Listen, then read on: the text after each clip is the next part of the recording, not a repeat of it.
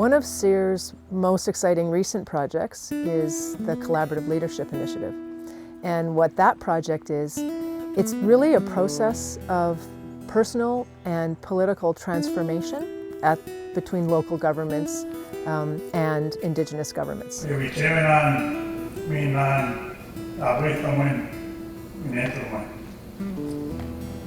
ask for the truth and the joy of sharing life in a good way.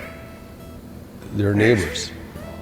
They've grown up together. In many cases, there's intermarried families. There's any number of things that bring them together. They shop in the same places. The status quo creates so much red tape. They're simple things of how you do business as a First Nation and how do you set up a business in a community where you want to have reserve land. But sometimes different levels of government don't recognize that. We can learn so much from each other, just from stories. They don't have those conversations directly. They've been conditioned and the system's been set up as First Nations talks to Ottawa, municipalities talk to the province, and never the twain shall meet. And simple things that would help them sort out problems, economic problems, water problems, is very difficult. This process of CLI, Collaborative Leadership Initiative, brings them to the table with their jurisdictions as mayors and reeves and chiefs. You continue to make it smaller and smaller. Well, what that Indian Act has done is created a feudal system of government. To say, you know, we can sort this out ourselves. We too are lawmakers. We can pass laws as a municipality. We can pass laws as a First Nation that will deal with these issues. What do we do if we have a difficult situation arise? What are the protocols? We've been so conditioned to thinking we always have to ask permission, when in fact these two levels of government have the possibility to change the face of business and governance in Manitoba in a way that they have already. In fact, that's why we're talking about is it exportable.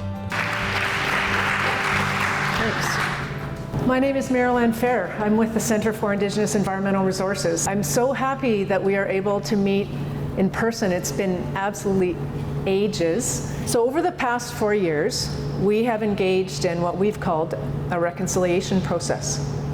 It's really been about restoring the treaty relationship. We started with the elected leaders of two levels of government, two forms of government, municipal government, but also First Nation government. If you remember, the very first meeting was in March 2018 at the Winnipeg Art Gallery. The Truth and Reconciliation report recommendations that all advocate bringing together elected leaders from levels of government, in this case First Nations, Indigenous governments, and public government. These are people who have the power to create change individually with their own decisions, but together as a group, regionally, based on a consensus, can create huge change that affects the majority of Manitoba. We can always achieve more if we're together. And not only to speak of it, but to show the way in our actions. The collaboration and working together, I don't think it's even an option anymore for us as a region. I think we must do that if we're going to be ultimately successful. To be able to talk about history, the truth and reconciliation, we're not talking 150 years, we're talking thousands of years. I looked at the Indian Act and again I just saw, boy, what an antiquated piece of regressive legislation. There is something wrong in governance with Canada. There's something wrong with governance with Indigenous governments, the way they're set up. It has to be our goals, our plans. It's taken us hundreds of years to get to where we are now.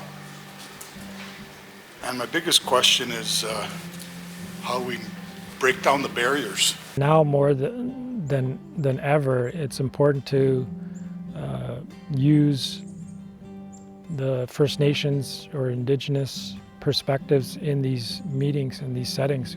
For too long, these ways of knowing, these knowledge systems have been left to the side, not being acknowledged or utilized for what they can bring to everybody. we started to talk just about who we were as individuals and what our communities wanted. That was really the purpose of the first meeting, is just to start to get to know each other a little bit. How intriguing that was. The whole concept just seemed really intriguing. And so we started with our first meeting, which I actually missed. I couldn't make it to that meeting, but we sent our Deputy Reeve, and she went to that first meeting and came back with all sorts of, great ideas and things that were discussed, and what had gone on at that meeting. So after that, I was able to attend all of the other meetings, and we started down a pathway of really getting to know each other. I think that was the first goal, was to just get to know each other as people. Chief Gold reminded us, I think you said, we need sturdy walking horses. We don't need fast horses, even though I love a fast horse. We need sturdy walking horses. Well, the Collaborative Leadership Initiative is really a way to bring elected leaders around a table to start to think about solving some of the really big problems that are facing us all as communities across Canada, whether they're problems around climate change, around water, reconciliation, resource management. There's these really big problems that we've often limited who's at the table to try and solve them, and this is a way to bring everyone together. At the end of the first meeting, we realized there are so many things we don't know about each other and our systems and how we run our meetings and just the laws that apply, and there were so many things there. So we brought in a whole raft of people, experts from across the country, to talk to you about all of those things. These problems are so complex now that no single government can go it alone. It is very difficult, if not impossible, to solve these very challenging problems all on your own. This idea started to form in our minds. What if these 27 leaders came to agreement around some ideas of common concern and could move together on even one thing? Say, for example, to help Lake Winnipeg, you would have huge impact. But it's not just Lake Winnipeg that we have to worry about. It represents a serious, broader problem with eutrophication in waters across the Canadian prairies and into the US. And what we're seeing is that warmer temperatures, water temperatures, and lakes in Canada are warming at twice the global rate. What that does is it lowers the threshold at which eutrophication will take place. The world is looking at this because this is a really significant body of water. And it has been declared by some groups as one of the most important endangered lakes in the world. We know that it's difficult to solve these problems, but it's necessary, critical that we do so now before we don't have a chance of doing it in the future. So we're watching this particular situation with great interest, because if it can be done here, we can learn things that can be applied not just in Canada, but around the world. We're working on hugely significant issues, transformative change, on a very, I think, massive level when you talk about shifting control of healthcare system, shifting control of the infrastructure systems that are currently in place and sort of pressed upon us to accept. It is a bit daunting at times because you read about these individuals, you see some of them in the media, and it could be a little intimidating. But you also have to step up and realize they're just human beings like you are, and certainly with similar challenges. I do want to, apologize to the group for my hesitancy to jump onto the committee. I was thinking, oh my goodness, my workload. And then I looked around the table and thought, everyone else has the same workload, we're all busy people. So I'm looking forward to being part of the steering committee, looking forward to trying to, work with everyone to bring some solutions. So it's exciting days. It's really exciting days. We've got to break down some barriers that exist that we all inherited. We didn't create these barriers, they come with our history of Canada, and find a way for people to move through those barriers. And that process of moving through is where the transformation happens. You see people, just these blinders come down where they just really start to understand another person from a different culture. Things that I've learned that I wasn't aware of, some of the treaties and how they were set up. I was totally unaware that back 40 or 50 years ago that they had to get a pass to leave the reserve for, even if it was for just a few hours, or 2 or 3 days or whatever that it would require. It's just hard to believe that something like that would happen, and I get emotional about it. The days of trying to do projects, whether they're streets or recreation or attracting business, trying to do that on your own is gone. And competing against each other, you're just cutting your own throat. You might want sewer and water or like a new highway or whatever, but if it's just benefiting yourself and you're trying to pay for it on your own, you're not going to get funding for it, and chances are you're going to have to put your taxes up higher or find other revenues to sustain that. But if you do it regionally, every community doesn't need a rec center, every community doesn't need a skating rink. But if we can share these projects with First Nations or our next door neighbors, it helps everybody. Indigenous people were, for lack of better words, they were raped and pillaged. And it just seemed the leaders of the day that was what was going to happen. And I was totally ignorant. I was not a history fan in school. I didn't follow it. And the history that we did take was slighted, to say the least, to the way things actually were. And I think a lot of the truth is just coming out now. And I know if that happened to my grandparents or great-grandparents, I would think that some wrongs have to be righted. We realized as we talked that there are many things that First Nation and municipal governments have in common at the local level, which is you are dealing with the needs of your communities day in and day out. You make decisions that directly affect your communities. The people decided to work together. Collaborative leadership initiatives in Broken Head, we invited a champion, a young champion dancer, Tyson Prince, who did the chicken dance for us. And right after that, we all joined hands with the mayors and we did a round dance. And I think that was the first time ever in the history in which you had chiefs and mayors, reeves, round dancing together. And I think that just symbolic, the energy in that room really reflects what needs to happen. The bureaucracy operates like a slow train, and it stays on the slow train track until the politicians come in and say, we want to move this issue to a fast track. But they also know that that fast track may only last 1,460 days. They've been doing this for decades, centuries, literally now. Columbine? Yeah. When did you see it? That is a Columbine. Debbie, you are we used to have lots You're of an those. eagle eye. Yes. I think we've learned a lot since we've started these CLI meetings and getting together with all the Indigenous groups. Meeting Deborah and getting to know her, and they have, 480 acres of lands in East St. Paul, so it's critical that we know her government and her so that we can work together on the development that they want to do in East St. Paul on their treaty lands. Yeah.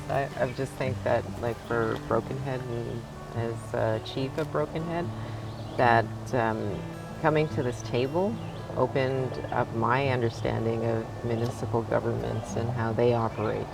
Also, I think that the Collaborative Leadership Initiative, like Mayor Hart and Mayor Fiebelkorn said, is that it brought two groups of people that all live in the same region and area together to learn and gain a better understanding of one another. What our job is also is to make that help that transformation lead to different actions as governments. The people then choose to do something different together as governments. And so you start to have a transformation in governance also. How can our regional system try to achieve something like the circular economy? Think about the fact that we have the lowest waste diversion rates in all of Canada. We want to think about what's the money we're leaving on the table in terms of waste that goes into water. we have a water problem, that's how we frame it. What if it became a water opportunity? Some of the things that are going into water and polluting our water, can we pull that into the idea of the circular economy? The social side of this, what this does to societies when you engage in a circular economy initiative, how you change the fairness and the equity and the benefits. Big, hairy, audacious idea for you to learn. When you have a system that's been in place for 100 years, you have something that economists call high switching costs. That means it's very hard to move from an old system to a new system. And that's one of the reasons why we're so impressed with the work of the Collaborative Leadership Initiative. Because what it does is it provides a framework for the governments to work together and start to build new systems and reduce what economists would call high costs. And anything to add here, you've been hard at work. What we see is when they identified some of the ways they wanted to move forward, what was possible, the art of the possible together, they began to find ways for their administrations to reach out and to start to develop a system. So I see what's really left, what the legacy of the collaborative leadership in Manitoba is the ability for administrations to work together on areas like waste management, for us to think about protecting our important freshwater resources and ultimately Lake Winnipeg, and also to find ways perhaps to spur economic development and growth where we can provide good jobs and economic opportunities for all Manitobans.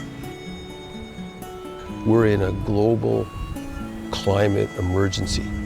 We don't have time to waste, and we can't quit, no matter how frustrating it is, no matter how irritating it is, because I'm an old guy. I mean, I'm 70, I've been doing this over 40 years, but I got grandchildren, and it's what's coming is not going to be pretty. It's going to be brutal and tough. And we have to figure out how to deal with these intractable problems, and it comes back to elected leaders, relationships, intractable problems, and using their powers and authorities that they have to work together to solve these common problems. I'm standing by this treaty medal that was all agreed by the leaders that when we gathered, this treaty medal would be up as a sign of the effort to renew the treaty relationship. That leads us here to today. This is meeting number 9. And as you can see, we've come a long way to get to this point. We're in our 4th year from the very beginning.